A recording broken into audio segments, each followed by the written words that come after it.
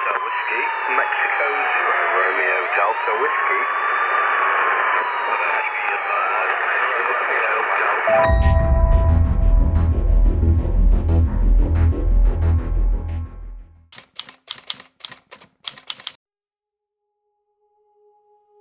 Ang lalawigan ng Maguindanao ay isang probinsya ng Pilipinas na nasasakop ng Bangsamoro Autonomous Region in Muslim Mindanao.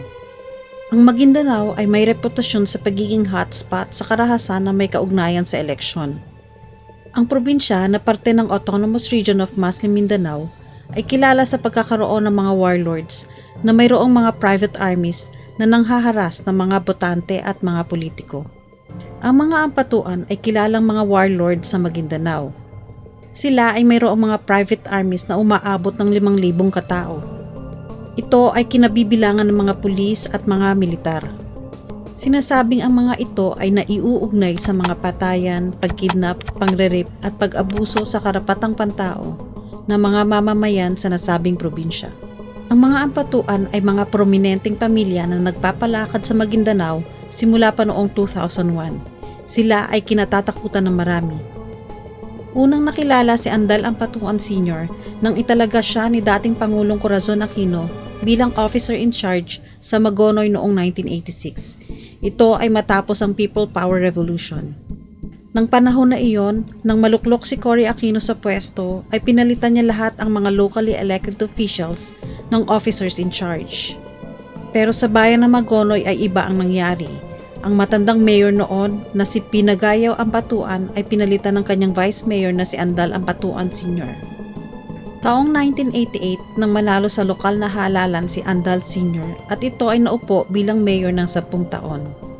1998 nang siya ay mahalal bilang gobernador ng Maguindanao. Magmula noon, namayagpag na sa politika ang mga ampatuan sa Maguindanao. 3 beses na halal na gobernador ng nasabing probinsya si Andal Sr.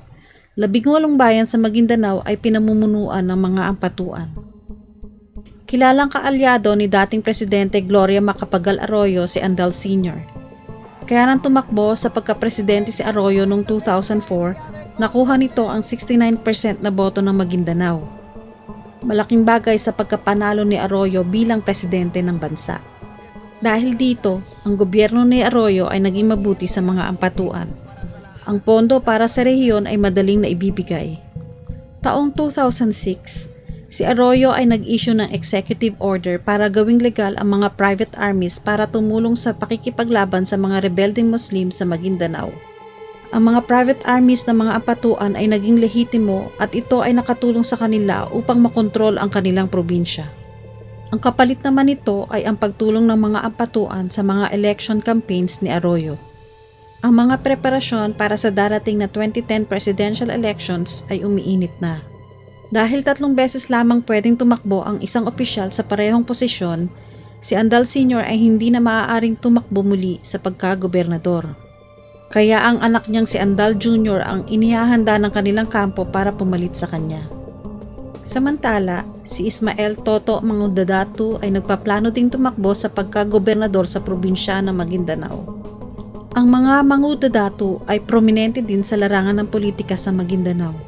Parehas ng mga ampatuan, sila ay kaalyado din ni Arroyo. Taong 2009, nag-uumpisa ng uminit ang tensyon sa pagitan ng mga ampatuan at Mangudadatu. Kaya naman si Arroyo ay mabilis na pumagitna sa dalawang pamilya para maiwasan ang posibleng karahasan na maidudulot ng hidwaang ito sa darating na eleksyon.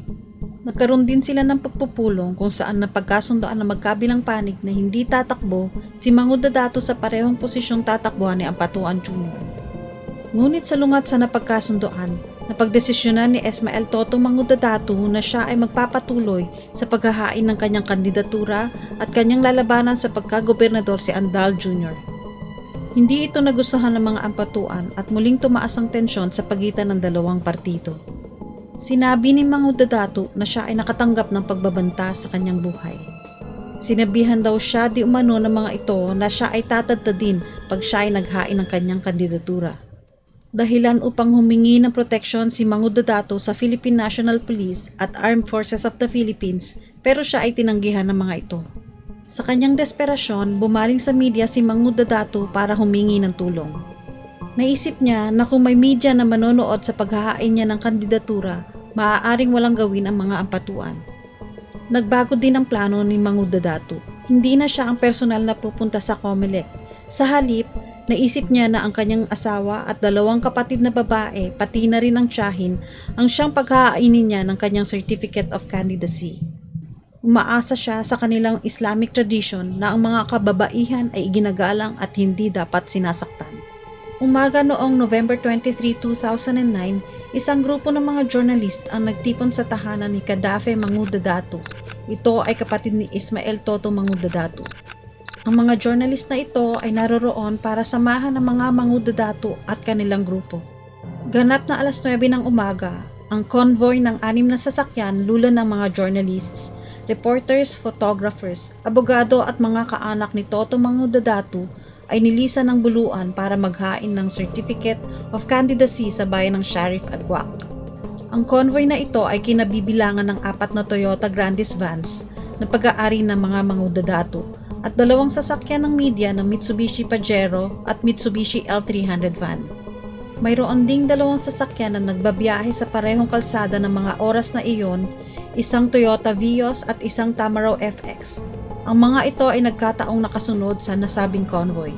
Bandang alas 10 ng umaga, ang convoy ay kinailangang huminto para sa isang routine inspection sa isang checkpoint sa sitio Malating, Ampatuan Town.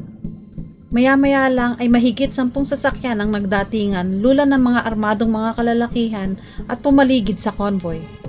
Ang grupong ito ay pinamumunuan ni Andal Jr.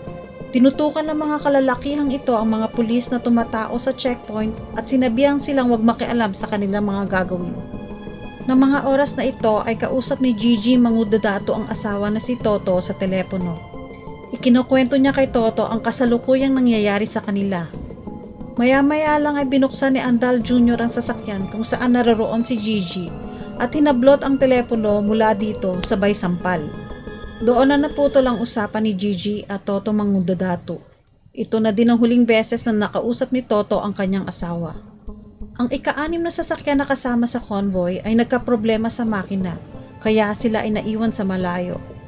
Nang maramdaman nila na may hindi magandang nangyayari sa mga kasama nila, nagdesisyon na ang mga ito na bumalik sa Esperanza Sultan Kudarat. Ang 5 sasakyan ng convoy kasama ang 2 sasakyan na napadaan lamang sa lugar ay dinala ng mga armadong lalaki sa isang burol na hindi matao sa sitio Masalay, Barangay Salman, Ampatuan. Dito ay isang backhoe ang nag-aantay sa kanila. May nakasulat sa likod ng backhoe na ito na property of the province of Maguindanao, Governor Datu Ampatuan Sr. Ang mga pasahero ay pinababa mula sa kanilang mga sasakyan. Maya-maya pa ay pinatay na ng mga armadong lalaki ang kanilang mga hostages. Ang mga ito ay binaril ng malapitan gamit ang matataas na kalibre ng baril. Nang hindi makarating sa COMELEC ang nasabing convoy, agad na inalerto ang Philippine Army. Mabilis naman na nag-dispatch ng helicopter sa lugar kung saan huling nakita ang convoy. Sa lugar na pinangyarihan, nadiskubre ng mga sundalo ang 22 bangkay na mga nakahandusay sa lupa, ang iba ay nasa sasakyan pa. 3 mass grave na pinaglibingan sa mga biktima ang nadiskubre ng mga otoridad. Sa unang hukay, may 24 na bangkay ang nakita. Kasama na dito ang mga sakay ng 2 sasakyan na hindi naman talaga kasama sa convoy. Nandun din ang asawa ni Toto Mangudadatu, pati na rin ang kanyang kapatid at tiyahin na pawang mga nagdadalang tao.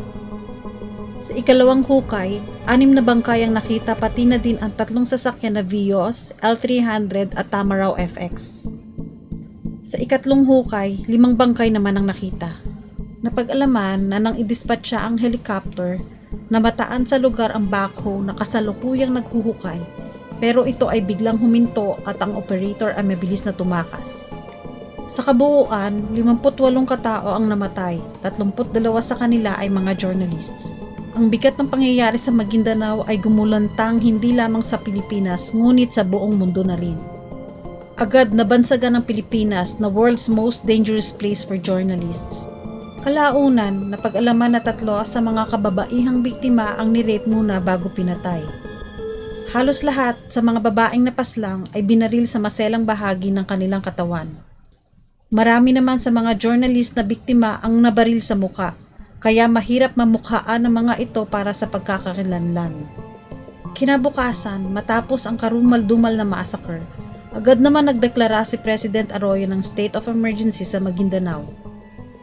Si Speaker Nograles naman ay ipinatawag ang mga pulis para mabilis na makilala ang mga salarin sa massacre at idisarma ang mga private armies.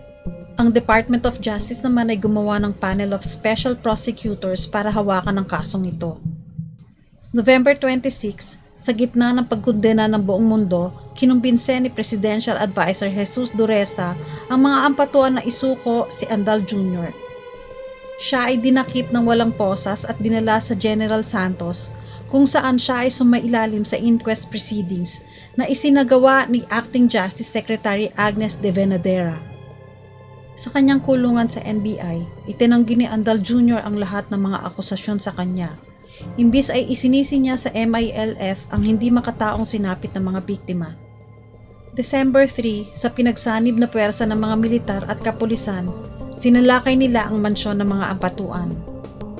Dito nakadiskubre sila ng mga taguan ng mga armas at ito ay may laman ng mga baril, pasabog at mga bala.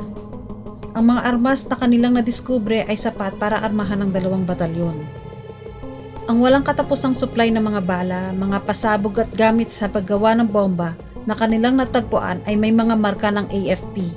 Katunayan na ang mga ito ay pag-aari ng mga militar. December 5, inilagay ni Pangulong Arroyo ang Maguindanao sa state of martial law. Base sa mga nakolektang impormasyon, napag-alaman na may mga miyembro ng mga militar, pulis at KAFGU ang tumulong sa mga ampatuan sa brutal na massacre na ito. Taong 2010, isang taon matapos ang massacre, 197 na suspects kasama na sina Andal Sr., Andal Jr. at 2 kapatid nito na sina Saldi at Sajid Ampatuan ang nasampahan ng kaso. December 19, 2019, ang Quezon City Regional Trial Court ay naglabas ng hatol sa mga akusado.